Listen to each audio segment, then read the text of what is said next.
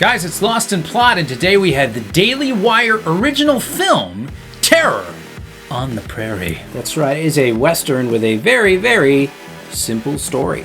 And when it is this simple of a story, it has to be well told. It does. That is the key. So is it? Well, we are up in the prairie wilderness of Montana. This is after the Civil War, and we are following the McAllisters.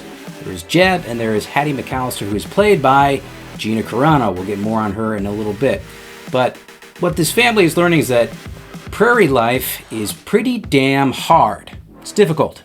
And Hattie McAllister is having doubts about whether she can hack it out there on the frontier. And then lo and behold, husband leaves to go into town to find a job, and 4 murderous cowboys show up to terrorize her.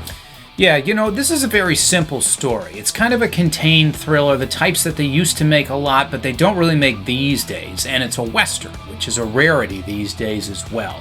But what is most effective about this production is the writing, the script, and the story itself. It's very logical, it's very coherent, and they have a masterful way of just doling out enough information at the right moments to really turn the story forward. So the writing is a big strength. I agree. I mean, this is a simple story. It's a simple, straightforward story. You've got a woman alone with her 2 kids. She's got a daughter that's a baby. She's got a son that's a little bit older. And she's got to defend them in their home from 4 murderous cowboys until her husband can get back. That is the terror that's going on here. And those antagonists, what's nice is how the film allows them to be shrouded in mystery up to a point. You can't really get a vibe on them and pin them down and see what their motivations are, but you know there's something there. And the film lets that linger enough to be unsettling before it finally gives you the motivations. Now, where this production flounders, for my money, is the acting performances are wooden and mediocre almost all the way through the cast, except for the villains, all of whom are played with a little bit more animation and a little bit more zeal. Particularly the lead villain, I thought, gives a very good performance. Captain. But Carano's performance, not for me. Her husband was particularly bad. A lot of these performances fell flat. And that's the funny thing, because Gina Carano, who plays Hattie McAllister, and her husband Jeb is played by Cowboy Cerrone. These are former MMA fighters. These are former UFC competitors, I think. And they are the kind of the draw for this. And hey, that's great. You're a former UFC competitor. Outstanding. Unfortunately, not fighting anyone here. We're acting and trying to portray a real character who's not a UFC fighter. Now, the other big problem is, of course, this goes to Gina Carano being thrown off The Mandalorian Disney Plus series. It's tough when you get thrown off The Mandalorian. Yeah, she made a tweet talking about, I think the particular tweet was something about how prior to the Nazis rising to power, they kind of polarized everyone, so you couldn't think about your neighbor.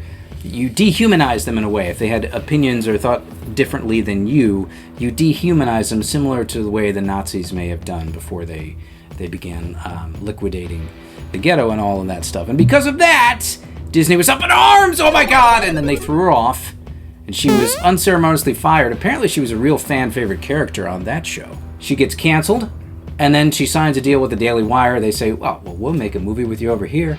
We'll stick it to those bastards. We'll stick it to them. I mean, it's not like she's trying to put gay kisses in children's movies. No, not yet. Plus, she's a strong female character. But the difference between the Mary Sue strong female characters out there and this one is she kind of earns most of the things she gets. It's set up, again, by the script. It does a good job saying, well, it's not unbelievable. We're going to leave these breadcrumbs here, and you can see when she gets a knife, that'll come back and play in the 3rd act. When she does this, it's going to come back and play again in a later part, and it's going to be interesting. When she takes an action, there's always a justification for it. It's never just, I'm a magical woman that does everything great.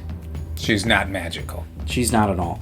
But I do agree. I liked the performances by the villains, those 4 cowboys.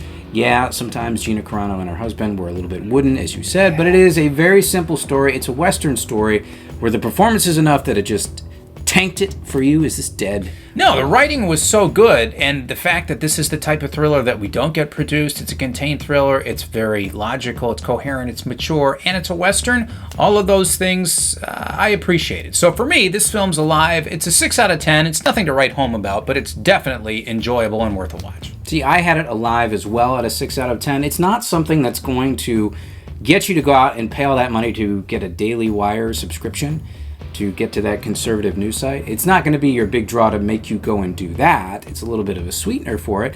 And it's a pretty decent cowboy western film, which again, yeah, they're not making anymore. So that was a nice change of pace. Terror on the Prairie is alive for both of us. There it is, guys. If you've seen Terror on the Prairie, please leave your thoughts down below in the comments section. Like and subscribe. Check us out on Twitter, and we'll see you all on the next one.